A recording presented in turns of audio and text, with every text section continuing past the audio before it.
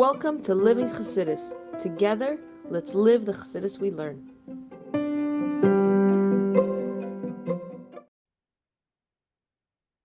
Awesome. Welcome, everybody. We are here once again for another series of our life skill series, Baruch Hashem, at Living Chassidus. One of our biggest goals is to unite the concepts that we live with and the Chassidus that we learn. We generally are, catering for post-seminary women and newly married women, or even older married women, but the general start is at post-seminary, where we come from this concept where we've been learning Chassidus, and it's beautiful, and it kind of tends to stay up there. And at Living Chassidus, once we reach that next stage in our lives, what we want to do is we want to give you the skills to actually live with these concepts, to live with the messages of Chassidus. And one of the most important sections of our programming is the time when we do our life skill series. We feel that a lot of women reach milestones in life, and me included. There were so many times where I remember giving birth to my first baby and being like, okay, I wish somebody would have told me about nursing. I wish somebody would have told me about pregnancy. I wish somebody would have told me about XYZ. And so we made an entire series that usually runs in the winter and sometimes it goes into spring, all giving women these life skills, these vital life skills that then they reach monumental, points in their lives, and they say, wow, thank you, Lemech Chassidus. You did teach me. You told me about this. You prepared me for it. So one of the main topics that I try to really bring up throughout the years is our body as a whole, women's health. And many years ago, not many, but I guess I must have been pregnant with my first, so it must have been about 10 years ago. I went to one of Henna's first classes, and she completely opened my eyes to a whole new world. I didn't understand. I didn't even know the possibilities of what happens with our bodies, how our environment does, and especially as women, we go through so much. Baruch Hashem, just yesterday, today's class is partially sponsored in honor of my son's first birthday. So just exactly a year ago, I gave birth, and it's Kenai Nahara, not my first. So my body has done this process a few times of carrying a baby and then giving birth to a baby, and then afterwards carrying a baby on your hip. And all of that uses our body in a whole way that I didn't even think about it when I was single.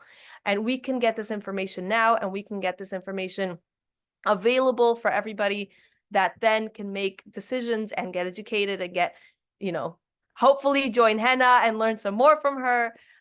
So that's really a big part of the inspiration for tonight.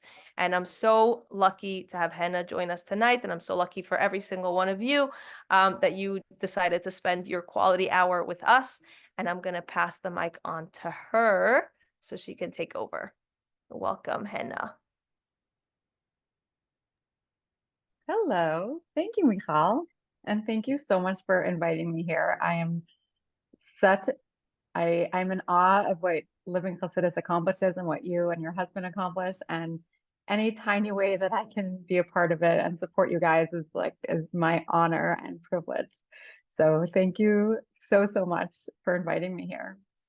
So I'm going to start off with introducing myself.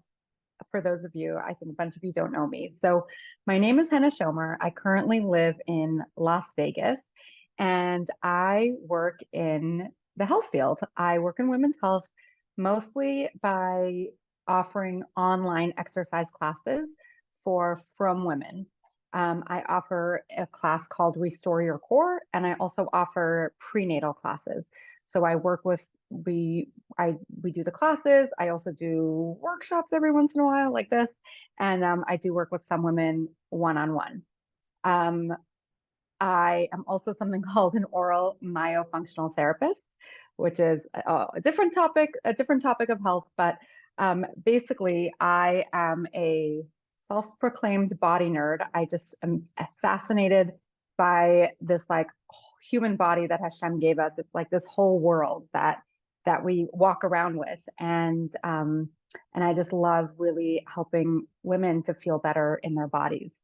So that's what I do. I take my passion for studying the human body and bring it over to help people feel better.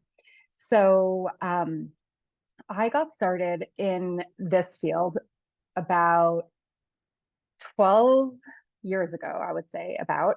I was always somebody who exercised and was, into the kind of following the typical fitness world program that they tell you about. And, after my second was born, I got like super into it. And I was like all excited because I was like, this is what they tell you. You're supposed to exercise before pregnancy, and it's just going to make everything so much better. And unfortunately, it didn't really. And I felt pretty let down by the fitness world that, I was like, I'm doing everything they say I'm supposed to do. I'm doing my cardio, I'm lifting weights, I'm, blah, blah, blah. But why did that not translate into my pregnancy and in my birth and in my postpartum? And that really led me on a journey to try to figure out, like, I had some stuff that was going on with me postpartum, and that kind of led me on a journey to try to figure out what's going on with me. And it took a lot of searching and a lot of trying different things. And I found this program that really the foundation of the program is that our whole entire body is connected. And the way that we use our body is going to that's the experience you're going to have in your body. And I love the idea. Like on my journey, I was finding out, like, I had this issue and that issue and that issue, and everyone was telling me that I had all these separate issues going on. And when I found this program, it was like, no, you don't have all these separate issues going on. You have one issue, and it's expressing itself in different ways. And if we take care of that one issue, everything is gonna work out. And that concept really spoke to me about, that, like, it sort of felt like MS, like it's true for everything, and it's not just like this is for this and this is for this, and we don't need to treat the body as like separate pieces. So I looked around for somebody locally who could work with me, and I found no one. So I said, okay, I guess I'm gonna become the instructor. I will be my own instructor, and then I will bring this to the women in Crown Heights. I was living in Crown Heights at the time, and so that's what I did. And I started out with teaching classes in person and really focusing on women's health and really focusing on core and pelvic floor. So,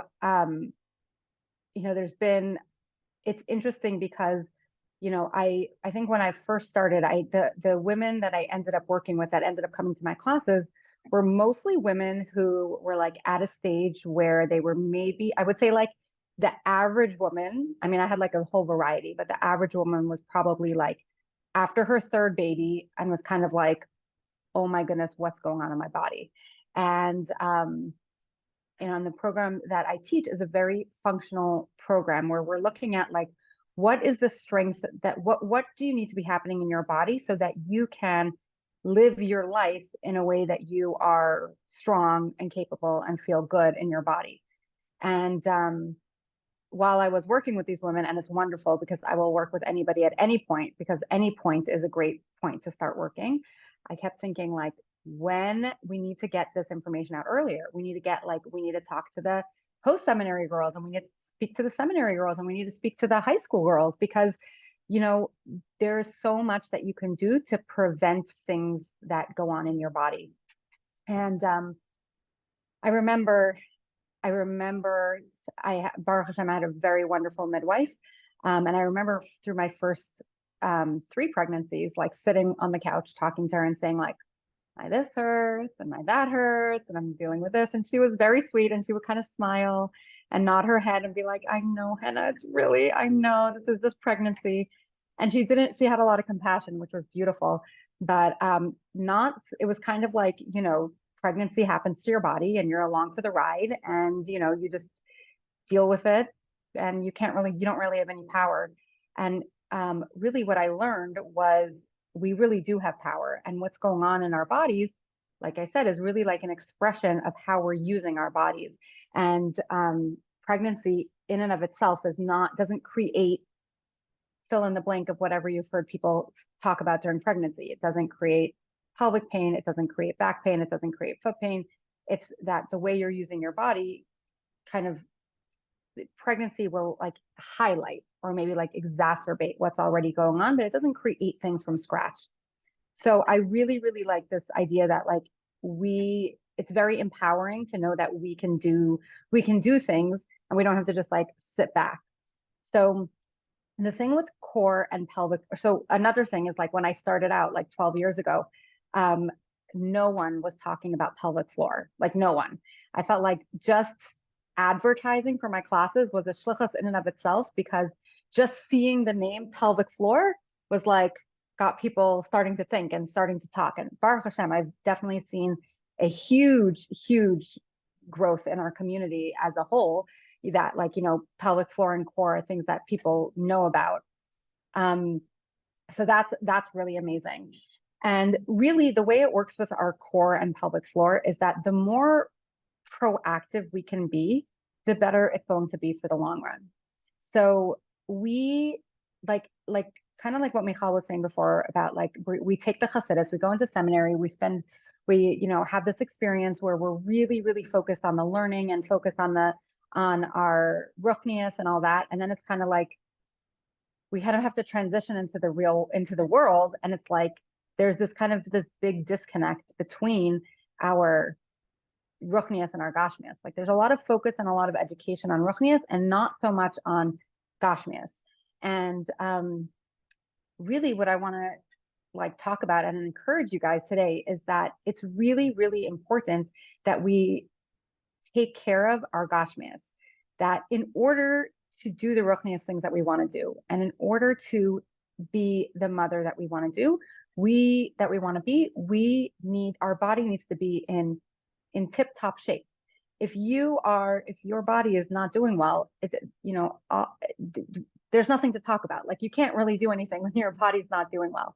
And I think that like, you know, I would really actually love to hear from all of you guys in a few minutes, like what your perspective of exercising and movement is about, you know, what your thoughts are, because I think that there's definitely not like, I feel like in the education that I got, it was many years ago, but the education that I got, there was definitely no education on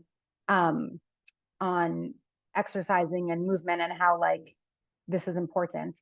And it's really, it really is like when you think about, if you think about what it takes to be a mother, being a mother is a very, very physical job. Okay. It's definitely emotional. It's definitely mental. It's all of those above. And it's very, very physical. It's a very physical feat to carry a baby through pregnancy. It's a very physical feat to birth a baby. It is a very physical feat to care for a baby. When you're like now I'm out of the stage of, my youngest is 9. So I'm out of the stage of caring for little babies. And when I'm around babies and I'm like holding them all the time, and, you know, I try to help out whenever I can. And I'm like, wow, you really, when you're in it, you take it for granted, but like, you need to be really strong to be able to carry a baby around for 2 years, you know, like, and nursing a baby and just, you know, all that sort of stuff. And then your kids get older and your body needs to be in really good shape.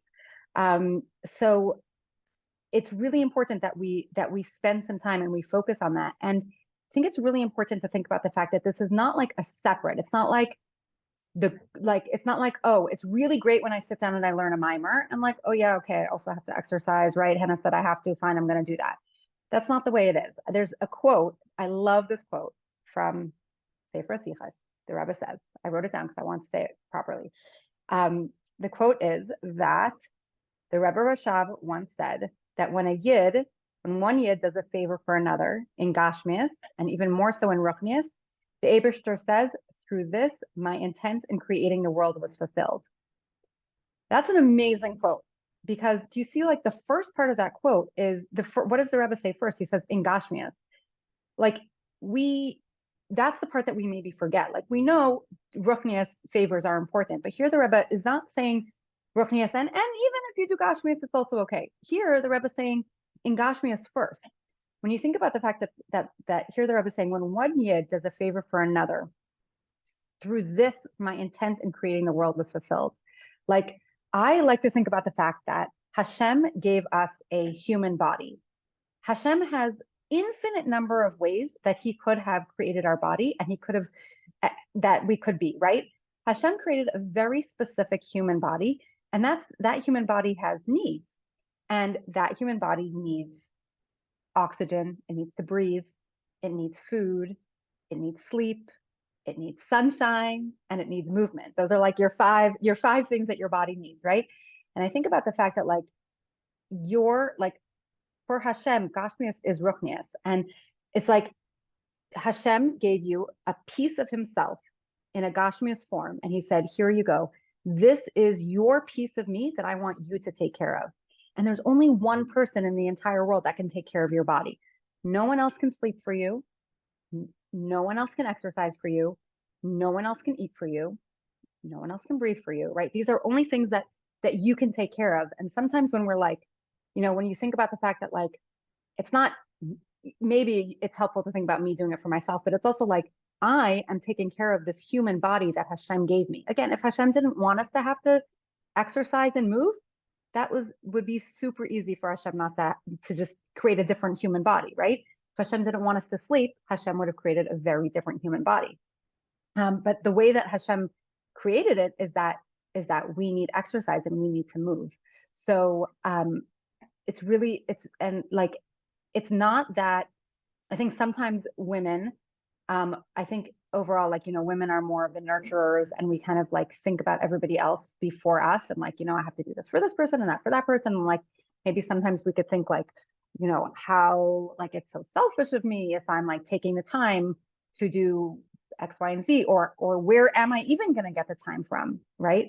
And I think it's just really, really important to understand that when you invest in yourself, you are investing in your family. Like the women are the Ikaris Abayis we're called that for a reason. We want the mom has to be in tip top shape. She has to be in doing well. And that's the foundation for the whole family. I think about the fact that like, if I was sending my little toddler to a Mora in school, and I'm like, dropping my kid off, I would want a Mora that was well rested, that had ate a very good breakfast, that was feeling good in her body, that she could get up and down off the floor.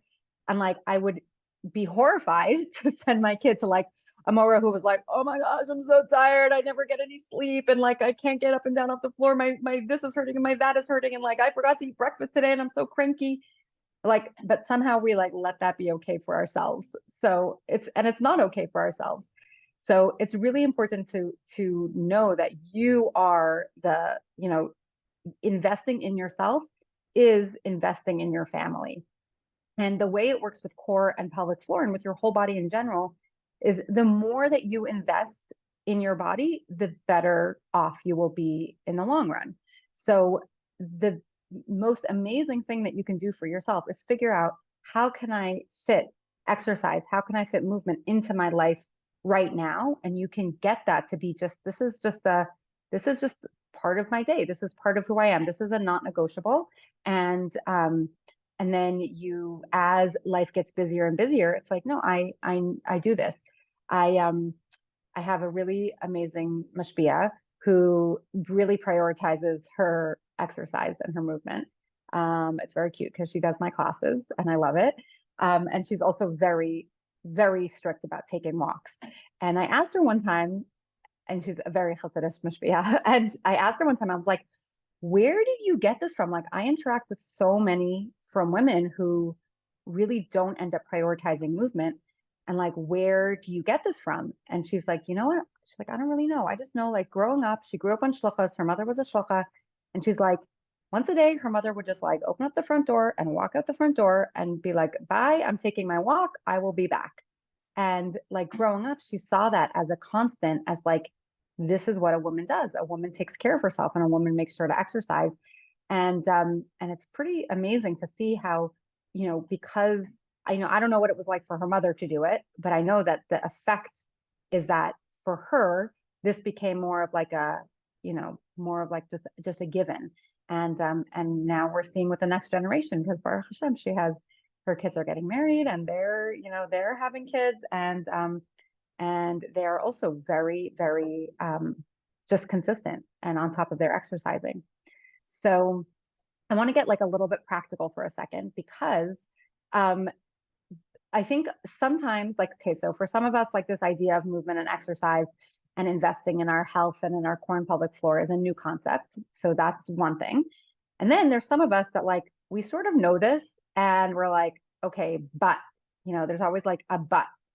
And really there's ways that we can figure out how to fit this in our day in a very practical way. And there's a lot of tips that we can do. The first thing is, I really encourage you to find some sort of exercise that you enjoy, that you feel good. There's so many different options out there of different things you can do, that there is definitely going to be something out there that you like. And I remember when I first heard this concept, it was a little bit new to me, because I was like, isn't exercise supposed to be hard? Like, you're supposed to like force yourself to do it, and you're supposed to just do it anyway. But as I've tried out different things, I just noticed, there's some things that, like, I just actually really enjoy doing it, or maybe I don't necessarily enjoy while I'm doing it, but it feels good after. And I know that, like, oh, when I do this, I feel really, really good. So number one is just trying out a whole bunch of different things and seeing what works for you.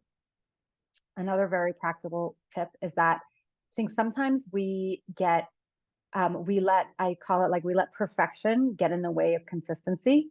And when we're talking about exercise and movement for your body and for your health, consistency over time is going to be way more important than what we might consider perfection. So, if in our mind, it's like, what, a good workout is like, I walk half an hour a day, and then I come home and I do another 45 minutes of, yoga, Pilates, restore your core, whatever it is.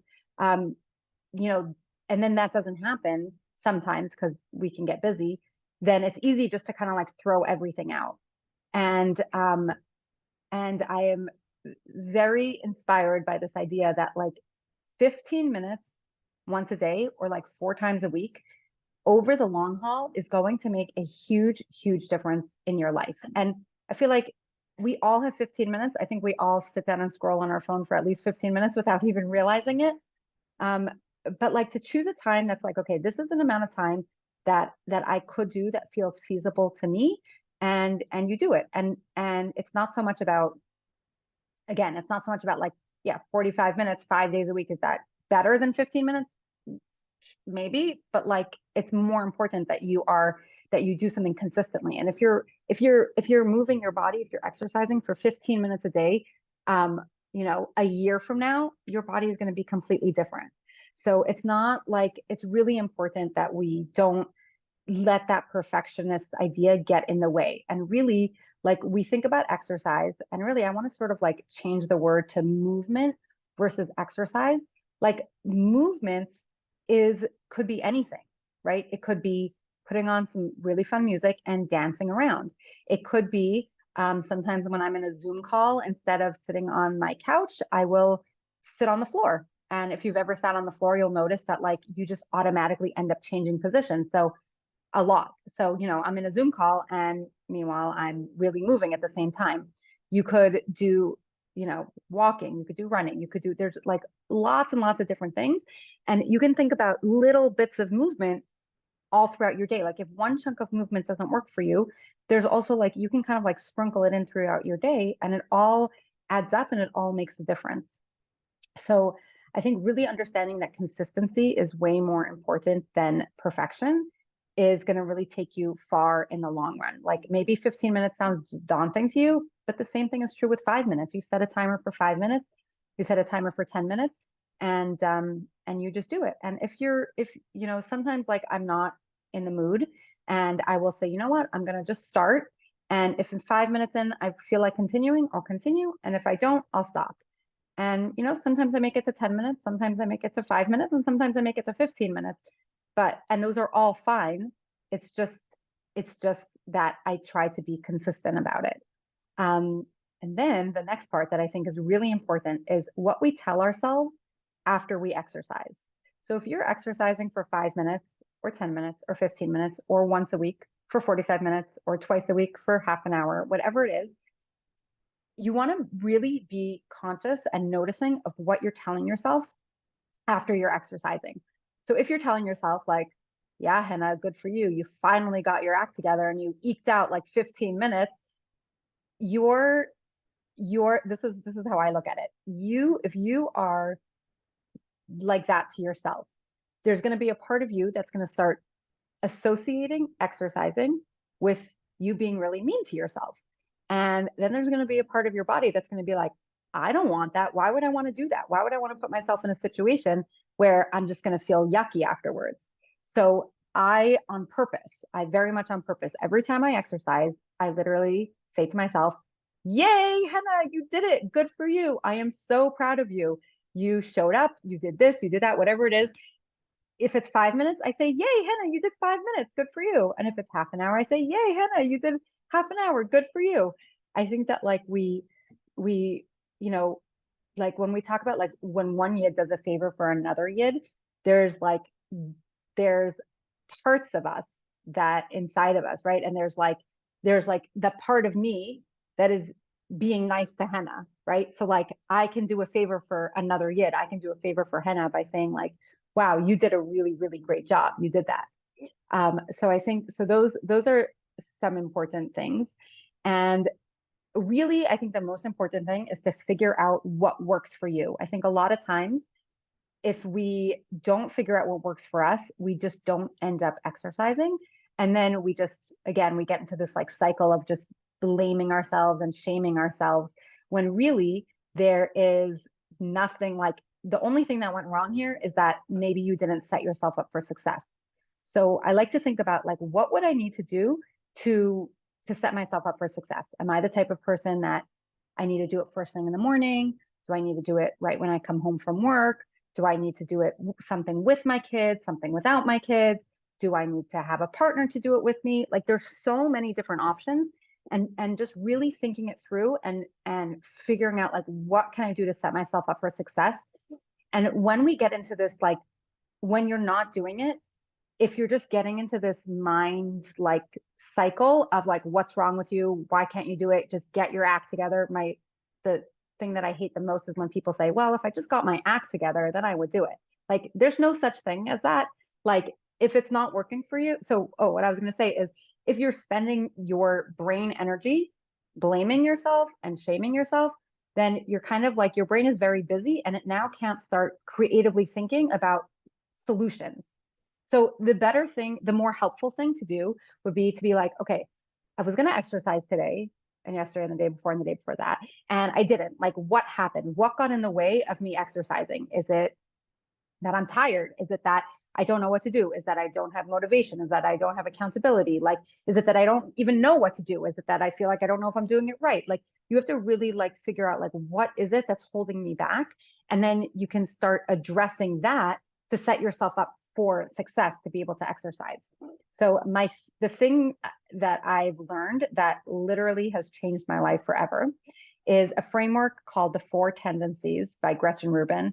If you've heard me talk for any amount of time, you've probably heard me talk about the 4 Tendencies because it was just so life-changing for me. So Gretchen Rubin is an author who studies habits and how people make habits and keep habits. So as she was studying this, she kind of like identified that there's internal expectations and there's external expectations. So an external expectation is like, I need to go to work. I have a job. My kid needs to, go to school. Something that like is outside of you. So that's an external expectation. And then we have internal expectations like, I want to exercise. I want to go to sleep early. I want to eat in a certain way, right? Those are internal expectations that if you don't keep them, there's no one's on top of you and it's just about you. Okay. So she identified that there's 4 different ways that people like kind of respond to these expectations. Okay. So her 4 categories, she calls them upholder, questioner, obliger, and rebel. Okay. So we're going to go through each one. So an upholder is somebody who very easily meets external expectations and also very easily meets internal expectations. So that's the type of person that if they say they're going to exercise, they're going to exercise and they're going to make sure it happens. Then you have questioners, and questioners are people who they need to understand. One, they need to understand why they're doing it, why it's important. It has to make sense to them. And then once it makes sense to them, then it kind of becomes like an internal expectation, and they're able to keep internal expectations, but only as long as it makes sense to them. Then you have your obligers. Michal saying that's her. Then you have obligers, and obligers are people who really struggle to meet internal expectations, but really very easily meet external expectations. So they're the type of people that like, oh, I can always count on them. Like I know they're always going to be there for me. Like if they tell you that they're going to do something for you, or if you ask them to do something, they will do it. Yeah, her name is Gretchen Rubin. If you just Google the 4 tendencies, Gretchen Rubin, and maybe Michal can send it out. But so obligers have a really hard time with internal expectations, but have a very easy time with external. So like I sign up for a Zoom class, maybe if it's a live class, I'm easier to meet it. But if it's a recording, then like there's no external accountability and I'm going to really, really struggle. Then the last group is the rebels, and rebels are people who just don't like any expectations. They're like, I don't want you to tell me what to do, and I don't want me to tell me what to do. So they're the type of people that like, it's kind of like every day they're going to be like, do I want to exercise today? Yes, I do. Okay, I will. But they're not going to be like, I exercise every day, because that they feel like they're like put into a box. So what's interesting is the biggest group of people are obligers, then come questioners, then upholders and rebels are the smallest group. So what I love about understanding this framework is if you can, and what I love about Gretchen Rubin is I think as a whole, we sort of tend to glamorize the upholders. Like, oh my gosh, look at them. They can like, they have their act together. They can, they set their mind to something and they can do it. And we sort of like tend to make a judgment on all these different tendencies. But what's great about Gretchen Rubin's perspective is that there's no one tendency that's better than the other. It's more about just understanding your tendency, and then it's kind of like you hack your tendency. So the biggest group of people are obligers. That's where I'm going to spend the most amount of time talking about, because I think most of us will end up being obligers. And obligers are, again, those are the people who they very readily meet external expectations, but have a really hard time with internal expectations. So if you know that about yourself, then all you have to do is just say, okay, I'm going to set myself up for success by setting up external accountability, even for internal expectations. Okay. And now there's lots of different ways to do that. So let's say it's like, I took it to an extreme one time. Me and my friend wanted to do like the Whole30 one time. And we said like, okay, if I break Whole30, you have to eat chocolate. And if she breaks Whole30, I have to eat chocolate chip cookies, which are my, those were my thing, and chocolate was her thing. And I was like, oh my gosh, I would never do that to my friend. So, I really made sure to keep it for the whole time. Or like external accountability could be like, I have a walking partner and I walk with my partner, or I have a friend that we get together a few times a week and we exercise together. We put on a video and we do it together. One of the things I think that works very well about my classes is that for the people that need accountability, when you sign up for a Zoom class, and my classes are in series and you're signing up for like 12 classes at once, you've paid for the class and I'm expecting you there. So there's that external accountability. And, again, like instead of spending the time being like, oh my gosh, what's wrong with me? Why can't I just get my act together? Why do I need all this external accountability? It's like, I just kind of like accept the fact, like I need external accountability, and how can I set that up for myself? And I have one woman who has come to my classes, like they're in series and it's like a level 1 class. I literally lost count. I don't even know if she's up to like 6 or 7 times, because she's just like, this is what I need. Like, yes, at this point, do I know all the exercises? Yes. At this point, could I technically like go on my mat and do what I need to do? She's like, I could, but that doesn't work for me. If I tell myself I'm going to do that, then that's just not going to happen. So she's like, what do I need to set myself up for success? I need to sign up for these classes, and that's what I'm going to do, and I'm going to be there. So so I think really understanding that, like, if it's not working, then there's something wrong in the environment. There's not necessarily something wrong with you.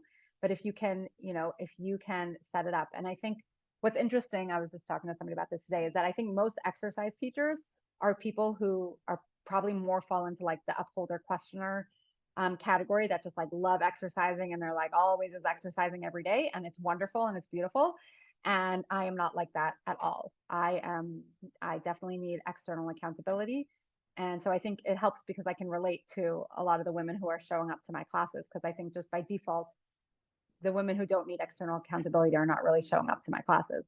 So, so I can relate to that. So I think it's definitely a combination of like, what works for me? How do I need to set this up for success? And set that up in place, and really understanding that, one second, when something is important, when something is a priority, when we can understand that it's a priority means this happens before other things happen. So it's like, which is more important? Is it more important that I wash my dishes or I exercise? And if you're telling yourself that like, you can get away with it, it's fine, you don't need to do it, then it's probably not going to happen. So you can like really take some time and figure out like, what's going to inspire you to help you, like, actually, because I'm very into external accountability. Really what inspires me the most is like that story that I was telling you about my mashpia. Like, I'm like, listen, it's so hard for me to exercise. Like, I do it because I know I'm supposed to. But like, I can be an example to my kids, and by me exercising, like, they're just going to grow up knowing that mommy's exercise, and that, then they're going to grow up, and hopefully they won't have to, struggle as much as I do. So for somebody who really needs external accountability, that, for me, that's the thought that inspires me and that keeps me going. And I think a lot of times, like, we confuse motivation with accountability, and people will say like, oh, if I was just motivated enough, then I would, A, B, C, and D. And it's like, well, no, maybe you're motivated enough, but maybe you're just not setting yourself up for success, So, and I feel like Living Chassidus does such a great job of like this external accountability. Like, you have all these programs and these, like, all these things that you set up, that it's like, okay, we're going to all do this together.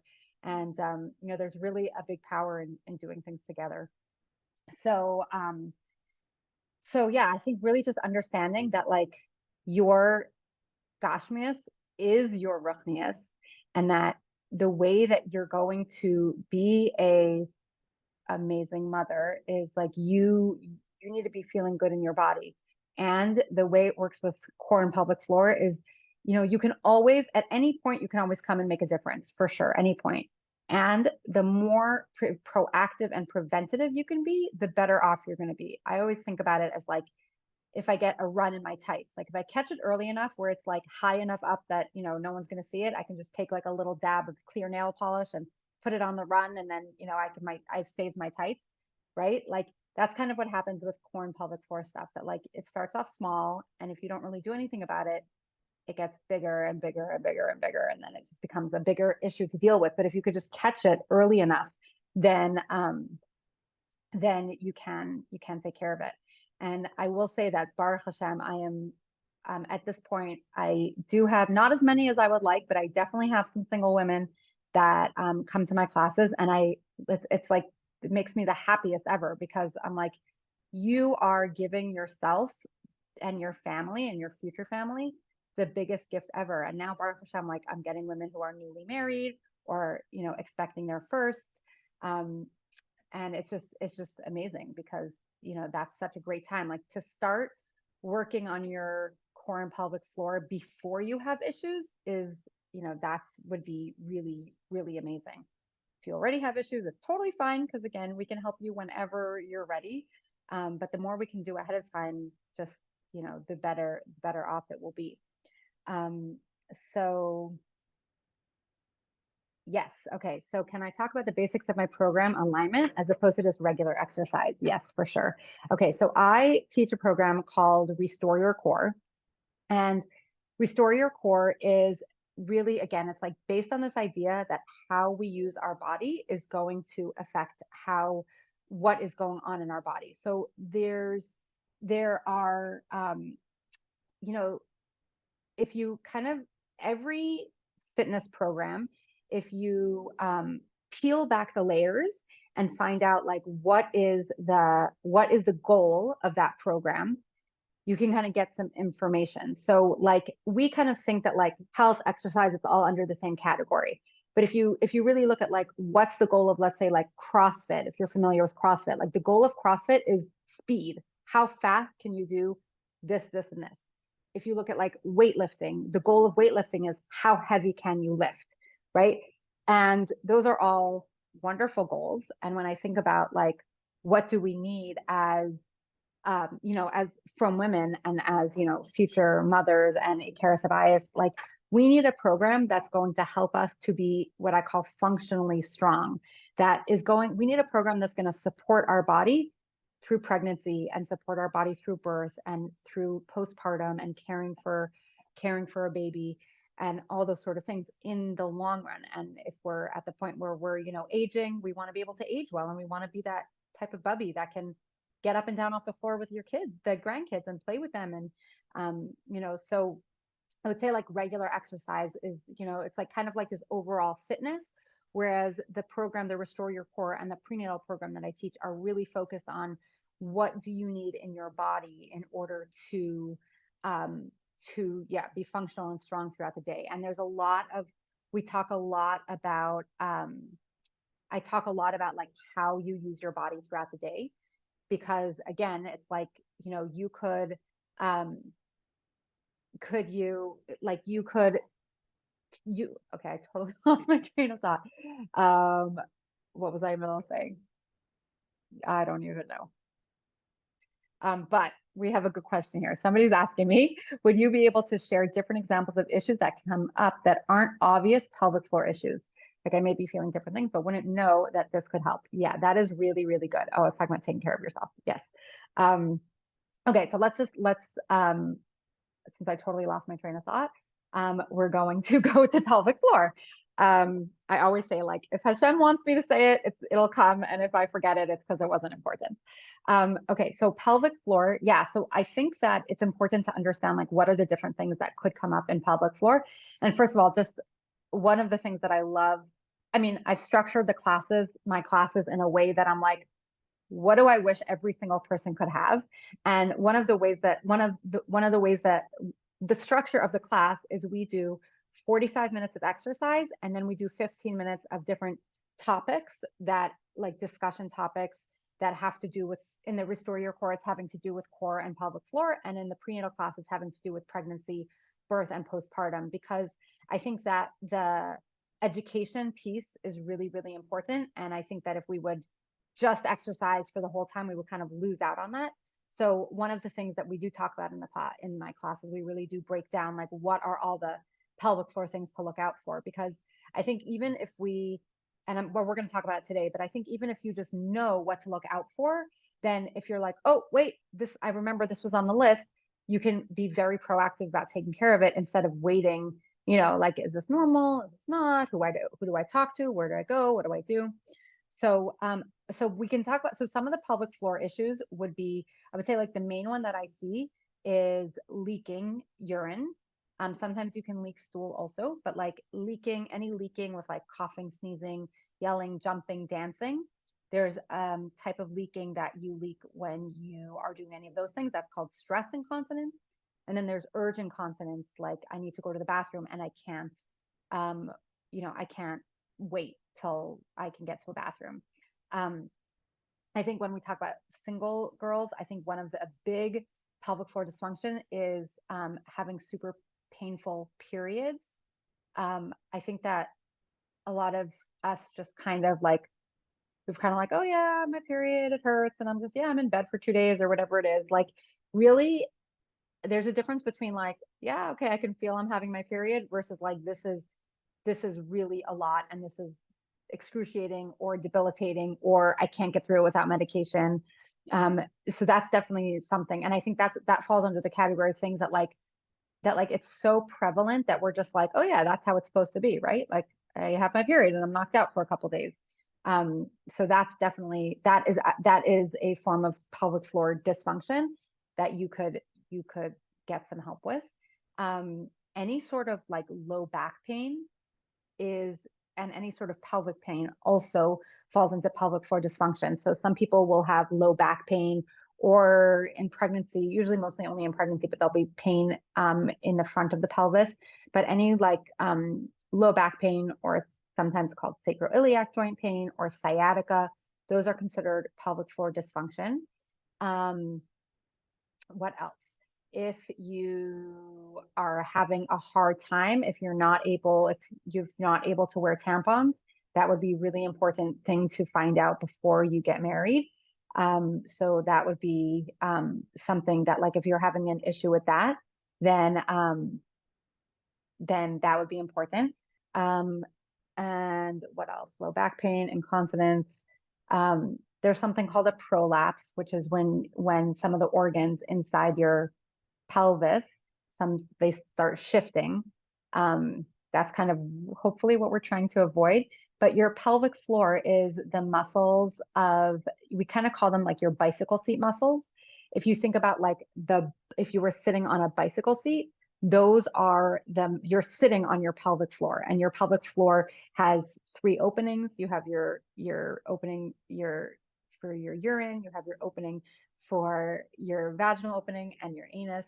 And so any of those functions, any like bathroom functions and any bodily functions that have that interface with your pelvic floor, that's where you can be having issues. And you can either, if there's something that's going on, you can reach out to someone like me, Restore Your Core teacher. You can reach out to a pelvic floor therapist.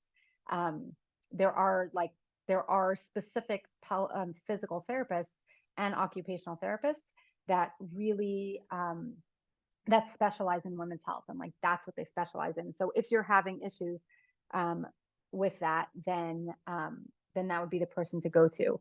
And this is another great question. What about the core? Would you say that everyone that has a baby really needs some pelvic floor and core help, even if they don't have these symptoms? That is such a great question, because the answer is 1,000% yes. Number one, the best time to work on something is when you don't have symptoms. So the way that I like to think about it is, when you're pregnant, things are changing in your body. Your organs are getting smushed, your muscles are getting stretched. There's lots of different things happening, and your body has strategies that work for when you're pregnant. And then what happens is you have a baby, and then now you're not pregnant anymore, but it's almost like your body doesn't know that you're not pregnant unless you actively retrain it. So it's really, really important after a pregnancy, after a birth, to reconnect to your deep core muscles and retrain them. And really the best time to do that is if you're not having symptoms, because, again, we can always help if there are symptoms, but it's more proactive, and it will help you so much more in the future if you're able just to, deal with it before there are issues that come up. And I just want you to think about the fact that, like, if you think about sports players, okay, sports players, their job, they use their body for their job. And a sports player they have a coach, they have a massage therapist, they have a physical therapist, they have a personal trainer, they have all these people that are helping them to support their body, because they need their body in order to do their job, right? If you have an athlete whose body is breaking down, they can't really be much of an athlete anymore. And that's kind of the same thing. Like, if you think about being a mother, you are an athlete. You are like a childbearing mom athlete. And because what you're doing is with your body, we need to very actively invest in our body so that we can keep ourselves doing well. So for sure, like I honestly, even like people that that exercise regularly, which I love when I meet women that exercise regularly. I think every single person needs to go through some sort of restore your core program after every single pregnancy. Like it's really, really important that like there's like this transition period between pregnancy and going back to real life, or like regular life. I forgot which language it is, but they have a word that's called unpregnant, and that refers to like the time after pregnancy that it takes for you to become unpregnant. Your body doesn't just like automatically just like snap back. There has to be this retraining program, and that's really like a program like Restore Your Core. That it's really specifically designed to help you with your core and your pelvic floor in a way that you can like reconnect and re-strengthen. And and it's really amazing because like you will be able to have the tools like when you do these sort of exercises, like you will have the tools to know what to do. Like I have so many women who are like, oh my goodness, my arm was hurting and I just did blah blah blah exercise and it felt better, or my low back was hurting and I just did this and this and this and then it felt better. So it's really empowering to know like what that like, oh, I have some agency, I have some power. If something's going on in my body, I can do something about it. And it's not just like, oh, well, okay, I just have to deal with it. Another question that we got here is if you didn't do it in between pregnancies, is it safe to do it at the beginning of pregnancy? So that is a really, really good question, because I think a client just reached out to me today and she was asking me that because her doctor told her, like, if you haven't been exercising before pregnancy, like pregnancy isn't the best time to start exercising. And I think that's true for like somebody who is doing like heavy duty exercise, like CrossFit or a marathon runner or a weightlifter. Like maybe, like if you like lifting heavy weights, which is fun and wonderful, and do that if you like that, like maybe pregnancy is not the best time to start that. But because of the exercises, because of the exercises that I teach, they're really about functional fitness. You can definitely start them in pregnancy whenever you want. The question here, it's interesting because the question here is specifically asking the beginning of pregnancy. And I will say that it's interesting because a lot of prenatal programs, they sort of like divide the exercise classes by trimester. Like these are your first trimester classes, these are the second trimester classes, these are your third trimester classes. And in the pregnancy program I teach, and the one that I was trained in called Body Ready Method, we don't do that. And mostly because, first of all, something that is good for you in your first trimester is the same thing that's good for you in your second trimester, and it's the same thing that's good for you in your third trimester, and it's the same thing that's good for your core and pelvic floor. Like it's that MS, it's that consistency. And a lot of women not everybody, but a lot of women in the beginning of their pregnancy, they're just really, really tired. So especially at the beginning of pregnancy, if you are like choosing between taking a nap and exercising, I always recommend taking the nap. Like, sometimes we sort of are just like, oh my gosh, I'm tired. But I like to reframe that as like, instead of like, I'm so tired, it's so annoying, but like, wait, my body needs rest right now. And sometimes rest is more important. And for me, the way I think about it, I have very high sleep needs, I shall say. And, sometimes it could be very, I could be very down on myself, like, oh my gosh, you're so tired. What's wrong with you? But I kind of like, when I say like, my body needs rest, it sort of like depersonalizes it and like takes the judgment off. And it's just like, again, this human body that Hashem gave me needs rest. And my job is to take care of this body that Hashem gave me. And therefore, I am going to do what my body needs, and I'm going to get some rest. So I would say, like, at the beginning of pregnancy, if you're feeling up for it, like I definitely have women who are able to join classes at the beginning of their pregnancy. And if you can, wonderful. And again, like, even though my exercise classes are 45 minutes, maybe at the beginning of your pregnancy, you're doing 15 minutes and then you're turning off and then you're going on with your day. But if at the beginning of your pregnancy, you're not feeling up for it, like, you don't have to push yourself. If you are up for it, great, go for it. So that's one thing I just wanted to point out about beginning of pregnancy. Because, for a lot of people, maybe the beginning of pregnancy is like, your body is working so hard. You're literally, in the beginning of pregnancy, you're literally building a human being from scratch. It is the most amazing thing. And that takes a lot of internal effort and energy. So if you're able to exercise, great. And if you need a lot of sleep, like get that sleep that you need, because sleep is also one of the building blocks that your body needs in order to do the things that it needs to do. So the exercises that I teach are for sure very safe to do in pregnancy. What I love about the exercises that I teach, and we talk about this in the classes, is like I teach you this technique that you're basically able to customize any exercise to make it work for you. So like if you want to be more, you're in more of a light mood, you could do that same exercise, could be like more in a light mood, or more of like, oh, I'm ready to work hard today. So you kind of have that whole range of how you're doing it. So, oh, someone's just asking me, are constipation issues connected to this? Yes, 100%. 100%. Constipation is really, really important. And especially in constipation is actually another one of the topics that we talk about, because it's so common. And being chronically constipated is really not great for your pelvic floor, because you have to, when people are constipated, they will end up using a lot of effort and a lot of straining to go to the bathroom. And remember, anytime you're going to the bathroom, you're interacting with your pelvic floor. And if you're interacting with your pelvic floor, you can either be supporting it or not supporting it. So yes, constipation issues are connected to this, and I do have a whole protocol of how you can help if you are dealing with constipation issues. You can also reach out to your doctor, and that could be a good place to start. Can I share my contact information and how to sign up for my class? Yes, for sure. So my name is Henna Shomer. Very easy is you can just email me at hennashomer@gmail.com. And you can message me at 310-279-3315.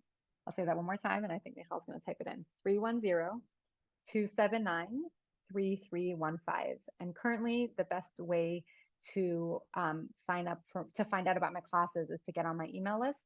I'm looking for someone who's really great at putting websites together. So if any of you guys here want to be a virtual assistant, reach out to me, because I need some help. But yeah, you're always welcome to reach out to me. You never need to like join my class or hire me to reach out to me for help. I think that one of the things that I end up doing a lot is kind of like, I call it like triage, because people will be dealing with something and they're like not sure, where do I go? What do I do? How do I deal with this? So it's like I can kind of like talk you through it and be like, okay, in your situation, I think a pelvic floor therapist will be helpful. Okay, I think, try the classes first, or you reach out to Michal, because I refer people to her all the time. So, I can kind of help with that. And I think sometimes when you're not in the pelvic floor or birth world, it can kind of feel, or women's health world, it can feel like super overwhelming. Like, where do I go? What do I do? But, like I'm in that world, I speak that language. So it's like, I can kind of help you figure out what to do. And just because I just said prenatal, I think it's really, really important. I don't know what the education is these days, but like early pregnancy, you are totally allowed to reach out to healthcare professionals or mashpiyim for help and support. Like, I know we have a concept of like that we don't talk about our pregnancy, before the 5th month, and that really applies to, Instagram announcements and like going around telling random people. But if you need support, like for sure, a medical professional, a healthcare professional, a mashpia type, that's not even a question. Of course, you could tell them. And even to the point that if you need help in the first trimester, you can tell the people who are going to help you. Like if you need a friend to cook you dinner, like I had a client once, and we were talking about like, it's so beautiful that everybody cooks dinner after you have a baby, and we need like the first trimester cooking dinner club, because there's a difference between like I'm just casually chatting with my friend about like, oh, by the way, I'm pregnant, versus like, you're my neighbor and I need help getting my kids to school, and I need help with my grocery shopping, and I need help with whatever it is. Like you could tell and that's practical help, but sometimes there's also emotional help, and emotional help is also important, because if you're one of those people who are just feeling really yucky at the beginning of your pregnancy, like you can reach out to people for support. If there's someone that you're like, oh, they're going to be supportive to me, then reach out, and hopefully there'll be someone who respects. If there's someone who you go to support, there'll probably be someone who respects your privacy.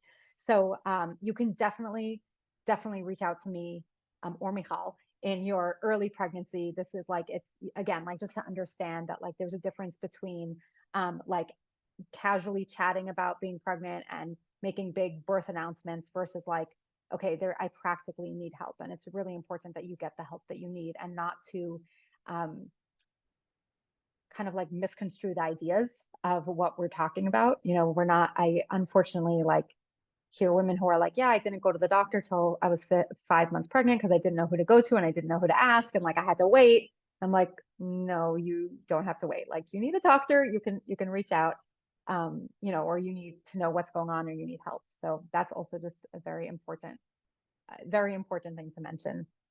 Any other questions? You guys have such great questions. That's my favorite, is just answering questions. So what other questions do you guys have? Unless While Michal's going to kick us off. while the questions come in, I want to share that Henna was during my first pregnancy. You became my birth and pregnancy mashpia. And thanks to Henna, she was the first person I reached out to, and she connected me with everyone I needed to know. And yes, I 100% support everything she just said. So, yeah. Yeah. Any other questions?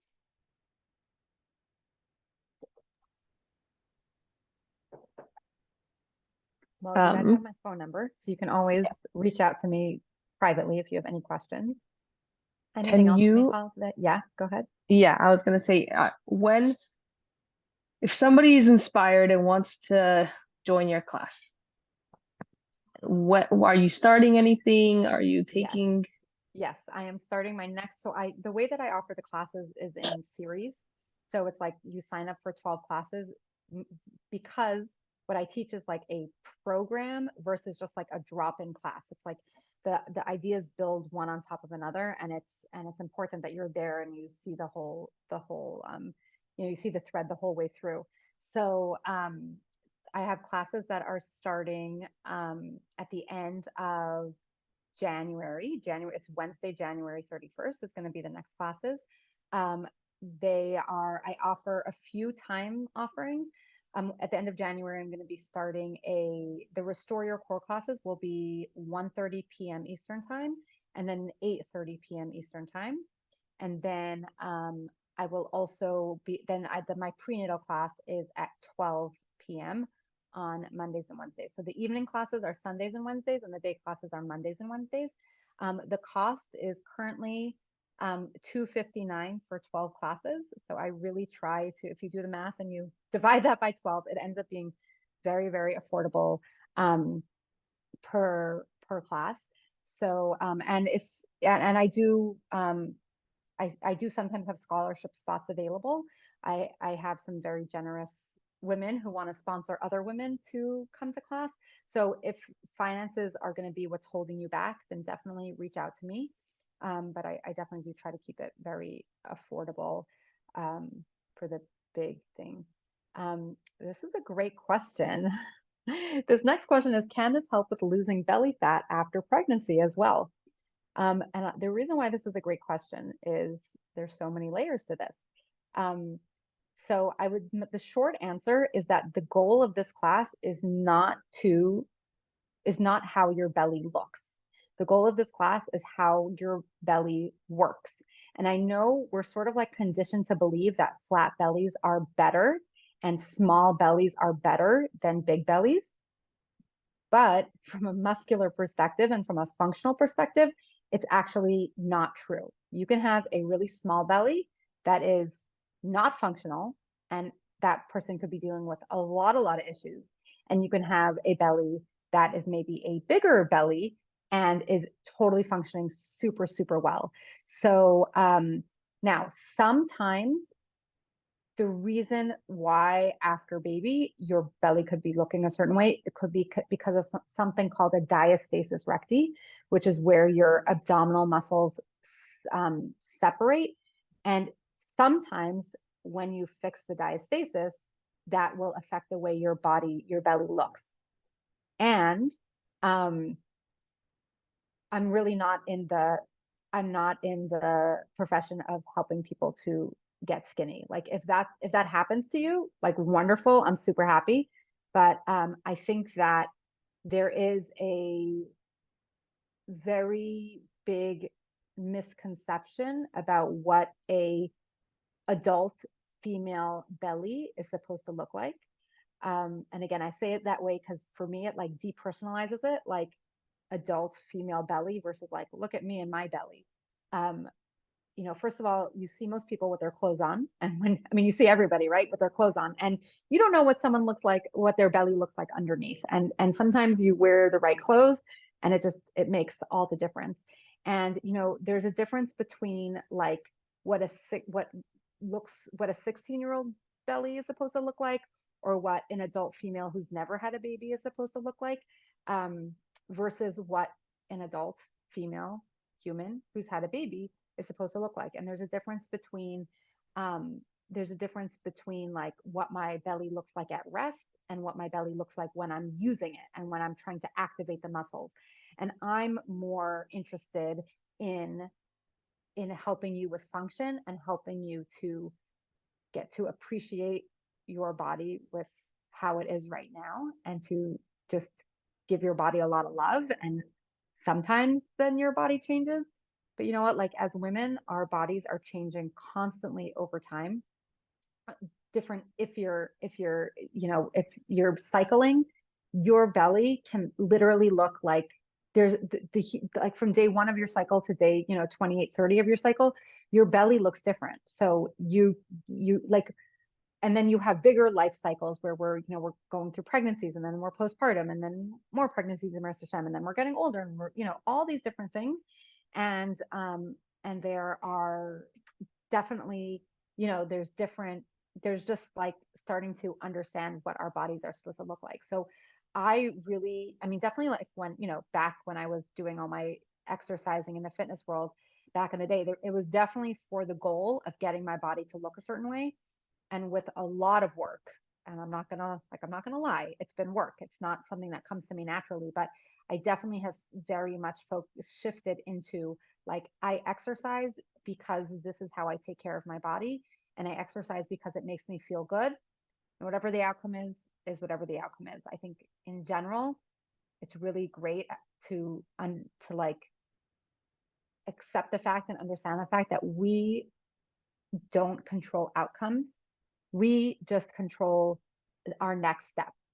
So like I'm always asking myself, like, what's the next step? So let's say I'm dealing with a belly that I'm not happy with, right? It's like, what's my next step that I can do? Can I force an outcome? No, I can't force an outcome, because we can never force outcomes, but we can do the things that we need to do to take the next step to do it. So that is one of my biggest lessons in life that I focus on, is like, my job is to take the next step, and Hashem's job is the outcome. So in general, I would say Restore Your Core is not a get my belly flat program. There are definitely programs like that. I think that you can, if you want that to be your goal, that is something that you can do. And in order to do that, you need a very strong functional foundation. It's very hard to get a flat belly if your belly is not functioning very well. Okay, so another question is, are there differences if you've had a C-section or a regular birth, how it affects your pelvic floor and core? Yeah, definitely. I mean, every person has their own story of where they're coming from and what brought them to where they are today, and it's going to affect you differently.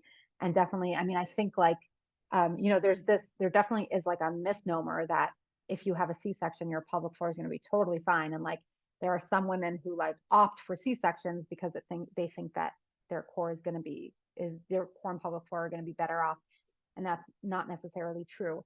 But again, I like to go back to the fact that it's not so much like the birth, like a vaginal birth versus a C-section itself. It's more like, what are you bringing to that situation, and how are you dealing with the situation after, versus like the situation itself. So I think that's important to understand. Like, there definitely is considerations if you've had a C-section. There's considerations if you've had a vaginal birth. But again, it's more like how you're taking care of your body and how you're showing up. So that's a good question. Okay, another question is not breathing properly through your stomach affected by pelvic floor or core issues? I love that question because what's great about that question is this woman is already understanding that there is a connection between breathing and your core and pelvic floor, which is true. Okay.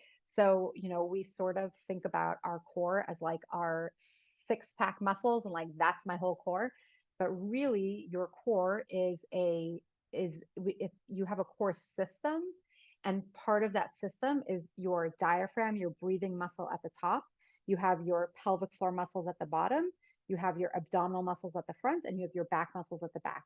And all those four pieces together is what makes up your core. So if you're having issues with your breathing, it's going to definitely affect the way your core and pelvic floor is functioning. So that's why one of the reasons why we address breathing in Restore Your Core and in my prenatal class, because the way that you're breathing is very, very important. It's funny because it's like we don't think about breathing because we just do it automatically. But the way that there's different ways that you can breathe, and it definitely makes a difference. Okay, then there's another question here that can I discuss a little bit about the mental health effects and how they are connected with our physical exercise? Yes, that is such a great question because when you have exercising is proven, like they've done scientific studies, they've done scientific studies that when you exercise, you feel better mentally and emotionally. So there is definitely like a mind-body connection, and that could be like literally its whole topic of how they're connected. But just like in short, the answer is there is a huge connection. And like if you are dealing with any sort of mental health stuff, the first thing that you can easily do is go take a walk outside, go do an exercise that works for you. And definitely, like, they definitely recommend to exercising and moving because it definitely, there's a huge effect on your mental health when you're moving your body. Lots of many different reasons for that, which we don't have time to go into, but yeah, they definitely are connected. And it's like, I think like as a proactive way they're connected. And also it's kind of really like when someone is already dealing with a lot of issues, it's kind of hard to like stay in a good mental and emotional state. And like, that is one of the things that I work on with clients if they are dealing with, physical issues. It's like, how do we keep your mental and emotional state up? Because it could really, really drag you down when you're dealing with like chronic symptoms or chronic pain. It's really hard. So definitely, and that, goes back to like, let's do as much preventative as possible so that we, don't have to end up going there and end up getting there. So that's a great question. Any other questions or anything else you want me to talk about? Henna, you are amazing. Thank you Aw. so much. This has been yes, I second all the hearts being sent your way. We've gained so much and we've learned so much. And now we also know how to, where to go forward if we want to connect with you. So thank you so much. And yeah, I think you rocked it. Thank you, Henna. You're welcome. You're welcome. And I look forward to, hearing from you guys if you guys reach out to me. So hopefully we'll have a chance to work together in the future. Amen. Beautiful. You see all the comments. Clear and amazing. I totally agree. Thank you. Thank you. Thank you, everybody. And if you'd like to catch our recordings of this class or any other class, you can join us on our YouTube channel. You can search for Living Chassidus Life Skill Series, or on any of our podcasts. You can check us out. So thank you so much, everybody. Have a good night.